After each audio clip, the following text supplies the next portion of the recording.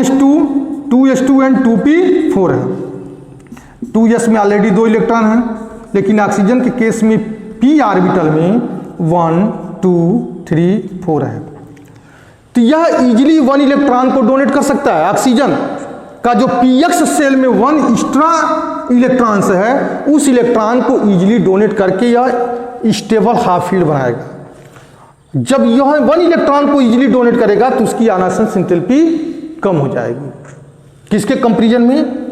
p group के element के comparison में। समझ में आ रही बात ना, कि 1 इलेक्ट्रॉन डोनेट इजीली कर सकता है और उसकी आयनाइजेशन एंथैल्पी कम हो जाती है। लेकिन जब वो 1 इलेक्ट्रॉन डोनेट कर देगा तो उस कंडीशन में इसकी जो आयनाइजेशन एंथैल्पी बढ़ जाएगी 15 ग्रुप के कंपैरिजन में। ये भी ध्यान देना है। तो हम जनरली क्या लिखेंगे कि 15 group have high ionisation enthalpy than that of the 16 group, than that of the 16 group, क्योंकि due to the extra field orbital, due to the extra field orbital, extra field चाहे यहां लिख सकते हैं due to the extra stable field, due to the extra stable field. Stable field है 15 group का, इसलिए इसकी आयनाइजेशन एंथैल्पी बढ़ जाती है और 16 ग्रुप की जो है वो हाफ फील्ड नहीं होता है, वो 1 इलेक्ट्रॉन एक्सेस हो रहा है, उसको वो इजीली डोनेट कर सकता है, इसलिए उसकी आयनाइजेशन एंथैल्पी कम हो जाती है। तो 15 ग्रुप की आयनाइजेशन एंथैल्पी ज्यादा और 16 ग्रुप की ionisation enthalpy, first ionisation enthalpy कम हो जाती है। अब यहाँ पे थर्ड प्रॉपर्टी आता है एटॉमिक प्रॉपर्टी में, electron gain enthalpy. Electron gain enthalpy, electron gain enthalpy में बहुत सारे वेरिएबल आपको दिखेंगे ऑक्सीजन और सल्फर के केस में। ऑक्सीजन और सल्फर के केस में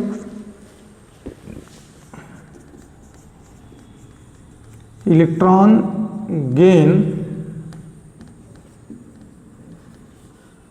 electron gain enthalpy, electron gain enthalpy की वैल्यू हम लिख रहे हैं यहाँ पे, oxygen, sulphur, selenium, tellurium and polonium.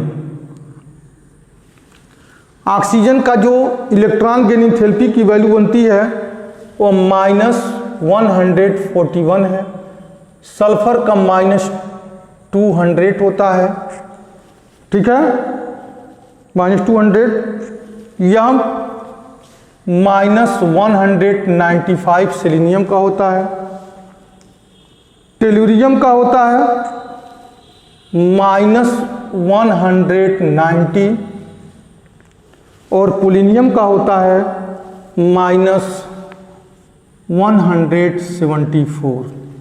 ये थोड़ा समझने वाली चीज़ है, इलेक्ट्रॉन गेन एंथैल्पी।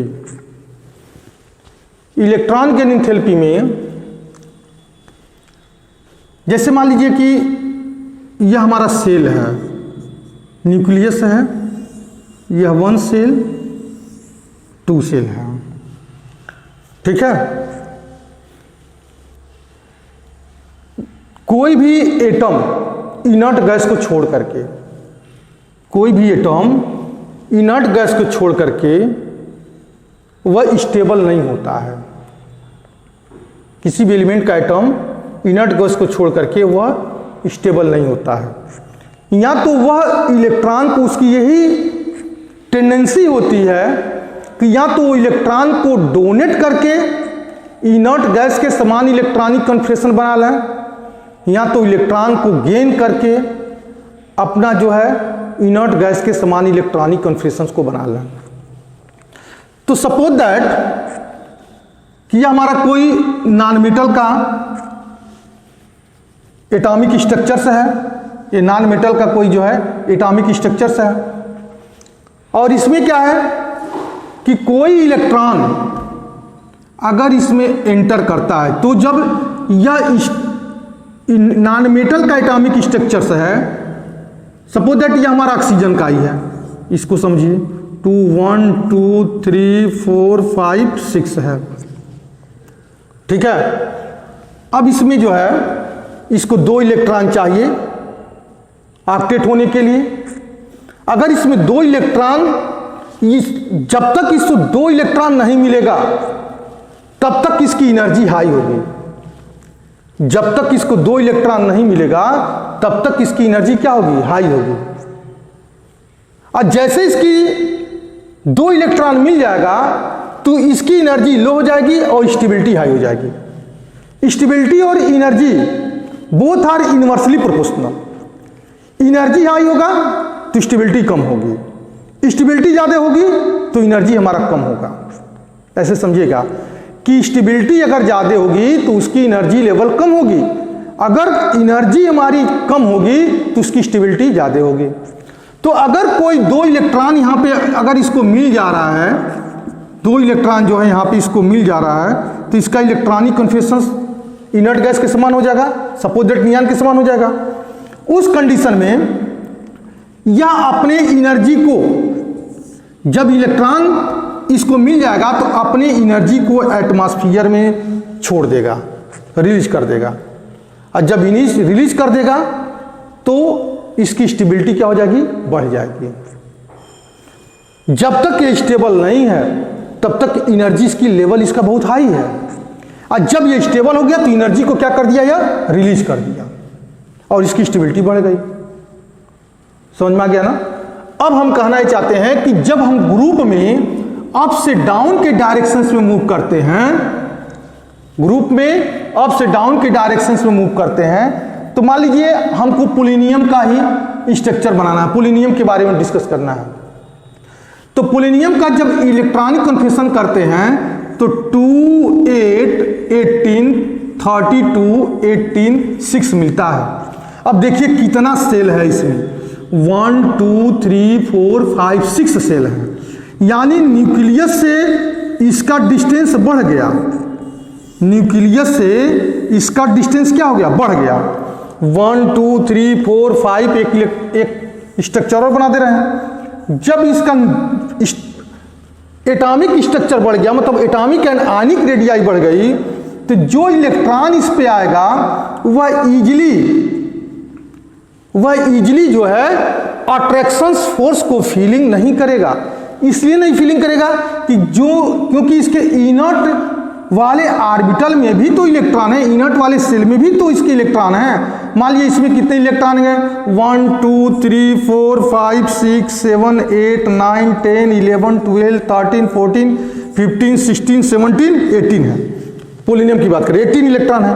तो जो इलेक्ट्रॉन इसमें आएगा ऑलरेडी जो है इसमें इलेक्ट्रॉन्स के बीच में रिपल्सन हो रहा है, तो साइज बढ़ती जा रही है, और साइज बढ़ती जा रही है तो न्यूक्लियस को अट्रैक्शन फोर्स और भी फीलिंग कराना पड़ रहा है। मतलब न्यूक्लियस अभी आउटर मोस्ट से उसको ऐसे ही पूरी तरीके से खींच रखा है। अट्रैक्शन इस इलेक्ट्रॉन बढ़ रहा है तो इसकी साइज बढ़ती जा रही है। जब साइज बढ़ती जा रही है तो उस कंडीशन में न्यूक्लियस को मेहनत करना पड़ रहा है कि मतलब और भी अट्रैक्शन फोर्स लगाना पड़ रहा है कि अभी पूरे इलेक्ट्रॉन को अपने बैलेंस सेल्स में जो इलेक्ट्रॉन उसको अपनी तरफ अट्रैक्ट करने के लिए। जब इसको इलेक्ट्रॉन और भी कहीं बाहर से और इलेक्ट्रॉन इसमें आ रहा है तो उतना अट्रैक्शन फोर्स ये प्रोवाइड नहीं करा पाता न्यूक्लियस, ताकि उस इलेक्ट्रॉन को अपनी तरफ वो अट्रैक्ट कर सके।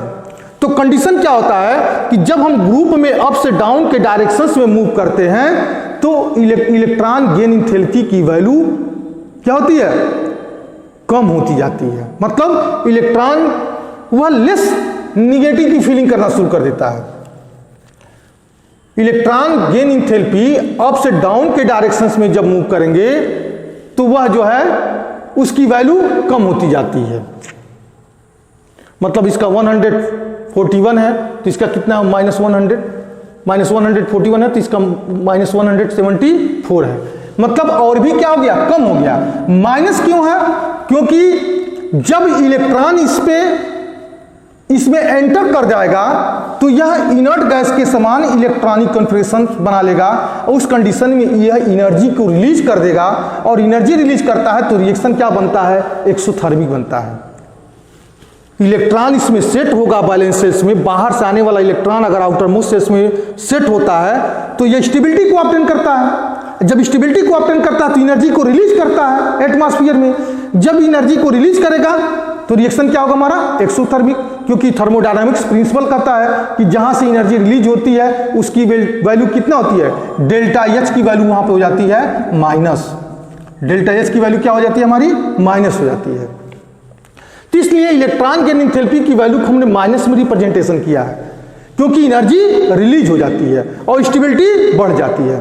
तो जब जितना ही बड़ा इसका सेल का स्ट्रक्चर होगा, जितना ही बड़ा एटम का स्ट्रक्चर होगा, इसका मतलब उसके सेल का स्ट्रक्चर, उसमें नंबर ऑफ सेल्स बढ़ रहे हैं। एटम का स्ट्रक्चर जितना ही बड़ा होगा तो नंबर ऑफ सेल बढ़ रहे हैं, और नंबर ऑफ सेल बढ़ रहे हैं तो इनकमिंग इलेक्ट्रॉन इजीली न्यूक्लियस के प्रति अट्रैक्ट नहीं हो पाता है, जिसके वजह से यह मोर निगेटिव होता जाता है। जिसकी वजह से यह क्या हो जाता है? मोर निगेटिव होता जाता है। तो ग्रुप में अप से डाउन के डायरेक्शंस में मूव करते हैं तो निगेटिव की वैल्यू जो है बढ़ती जाती है। निगेटिव की वैल्यू क्या हो जाएगी? मोर निगेटिव होता जाता है। मतलब मोर निगेटिव मतलब कम होता जा रहा है। मोर निगेटिव का मतलब क्या हो रहा है? उसकी वैल्यू कम होती जाती है। अरे वो -141 है, इसके और इसके कंपेरिजन करेंगे तो -174 की का मतलब, इसका मतलब क्या हो कि मोर निगेटिव हो गया। इसकी वैल्यू क्या हो गई? हमारी बहुत कम हो गई। मतलब जो है यह लेस एनर्जी को रिलीज कर रहा है और इसके कंपेरिजन में यह मोर एनर्जी की रिलीज कर रहा है। तो इस टाइप से हम जब ग्रुप में अप से डाउन के डायरेक्शंस में मूव करते हैं तो इलेक्ट्रॉन गेन एंथैल्पी की वैल्यू जो है कम होती जाती है। निगेटिव तो होगा लेकिन इसकी वैल्यू कम होती जाएगी। इसकी वैल्यू कम है, -174 मतलब -174 या -141, इसकी वैल्यू ज़्यादा और इसकी वैल्यू क्या है? कम हो जा रही है। अब हम देख रहे हैं कि इसमें इतना डिफरेंसेस क्यों मिल रहा है? -140 और -200, इसकी वैल्यू क्या है? इसके कंपेरिजन में यह मोर निगेटिव क्यों दिखा रहा है? क्योंकि इसमें तो इजीली इलेक्ट्रॉन एंटर कर सकता था, तो इसको -200 होना चाहिए था, इसको -141 होना चाहिए था। इसमें तो इलेक्ट्रॉन इजीली एंटर कर सकता था, तो इसको हम मोर निगेटिव वैल्यू कर सकते थे, क्योंकि इसकी सेल की साइज छोटी थी। ऑक्सीजन के एटम की साइज क्या थी? छोटी थी। तो ऑक्सीजन के एटम की साइज छोटी है तो इसमें इजीली इलेक्ट्रॉन एंटर कर सकता है। जब इजीली इलेक्ट्रॉन एंटर कर सकता है तो इसकी वैल्यू, नेगेटिव की वैल्यू बढ़ जानी चाहिए। मतलब ये -200 यहाँ होना चाहिए और सल्फर के नीचे -141 हो जाना चाहिए, लेकिन ऐसा नहीं है। इसलिए कि ऑक्सीजन के एटम की साइज क्या है? छोटी है। ऑक्सीजन के एटम की साइज क्या है? छोटी है। मतलब +1 सेल 2 सेल, सॉरी 1 2 3 4 5 6, एटम की साइज छोटी है और 2 इलेक्ट्रॉन इसमें आना चाहते हैं। तो जब 6 इलेक्ट्रॉन का जगह ही है यहाँ पे और 2 इलेक्ट्रॉन और इसमें आना चाह रहे हैं तो क्या होगा? इनमें कोलिजन होगा, टक्कर होगा, स्टेबिलिटी इनकी कम हो जाएगी। जितना ही स्टेबल ऑब्टेन करेगा, जितना ही स्टेबिलिटी मिलेगी, उतना ही एनर्जी की वैल्यू कम होती जाएगी। जितना ही स्टेबिलिटी ऑब्टेन करेगा उतना ही एनर्जी की वैल्यू क्या हो जाएगी? कम होती जाएगी। तो उस कंडीशन में मतलब वह जो है मोर निगेटिव वैल्यू दिखाना शुरू करेगा। जितना ही स्टेबल होगा, जितना ही स्टेबिलिटी बढ़ेगी, उतना ही वह मोर निगेटिव वैल्यू को दिखाना शुरू करेगा। अब ऑक्सीजन और सल्फर की बात करते हैं तो ऑक्सीजन में के आउटर मोस्ट सेल्स में 6 इलेक्ट्रॉन है, और जब 6 इलेक्ट्रॉन है तो उस कंडीशन में अगर 2 इलेक्ट्रॉन इसमें आना चाहेगा तो अब पूरी तरीके से स्टेबिलिटी उसकी मेंटेन नहीं रहेगी, क्योंकि आपस में कोलिजन करेगा, टक्कर मारेगा एक दूसरे से, रिपल्सन होगा। तो स्टेबिलिटी इसकी कम हो जाती है, जिसकी वजह से इसकी एनर्जी जो है थोड़ी सी बढ़ जा रही है। -141 हो जा रहा है, -141 हो गया। और इसमें सल्फर के केस में 1 2 3 सेल हैं, पर्याप्त जगह है। 1 2 3 4 5 6, इसमें 2 इलेक्ट्रॉन बड़े इजी आ सकते हैं क्योंकि सेल की साइज बड़ी है। तो जब इसमें 2 इलेक्ट्रॉन इजीली बैठ सकते हैं तो ये मोर स्टेबल होगा। जब मोर स्टेबल होगा तो एनर्जी जो है ज़्यादा हो जाएगा, मतलब मोर निगेटिव हो जाएगा। तो मोर निगेटिव हो गया तो -200 हो गया। जब 2 सल्फर के केस में 2 इलेक्ट्रॉन इसमें इजीली एंटर कर सकते हैं तो इसकी स्टेबिलिटी बढ़ गई। जब इसकी स्टेबिलिटी बढ़ गई तो एनर्जी मोर निगेटिव हो गया, -200 हो गया। और इसमें ऑक्सीजन में 2 इलेक्ट्रॉन अगर आ जा रहे हैं तो बीच में कोलिजन हो जा रहा है, रिपल्सन हो रहा है, जिसकी वजह से इसकी स्टेबिलिटी अभी पूरी तरीके से मेंटेन नहीं है। जिसकी वजह से स्टेबिलिटी अगर मेंटेन नहीं है तो एनर्जी का लेवल कितना हो गया? -141 हो गया। ठीक है, तो इसके कंपेरिजन में यह -141 क्या हो गया? स्टेबिलिटी इसकी कम हो गई, स्टेबिलिटी कम हो गई तो एनर्जी की वैल्यू -141 हो गई, और इसकी स्टेबिलिटी बढ़ गई तो इसकी एनर्जी की लेवल कितना हो गया, -200 हो गया। तो -141 की वैल्यू क्या है, मैक्सिमम एनर्जी है, या इसका क्या है, मिनिमम एनर्जी है, क्योंकि 200 हो गया -200 गया मतलब डाउन हो गया तो एनर्जी की लेवल कम हो गया, और इसका -141 है तो इसका मतलब एनर्जी इसका ज़्यादा है। स्टेबिलिटी कम है तो एनर्जी ज़्यादा है, स्टेबिलिटी ज़्यादा हो गई तो एनर्जी की लेवल और भी निगेटिव होता गया। तो ये हो जाएगा हमारा electron gain enthalpy. Electron gain enthalpy के बाद होता है इलेक्ट्रोनिगेटिविटी। इलेक्ट्रोनिगेटिविटी के बारे में भी डिस्कस कर लिया जाए। इलेक्ट्रोनिगेटिविटी में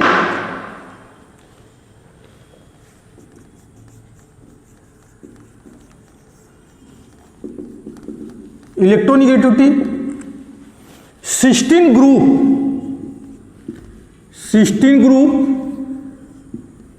have high electronegativity, have high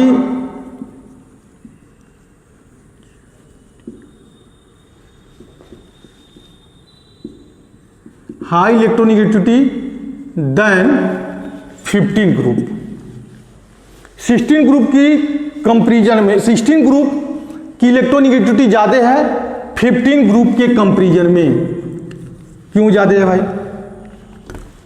क्योंकि नाइट्रोजन 15 ग्रुप का जो एलिमेंट है नाइट्रोजन है, फास्फोरस है, नाइट्रोजन फास्फोरस आर्सेनिक है, एंटीमनी है और बिस्मिथ है।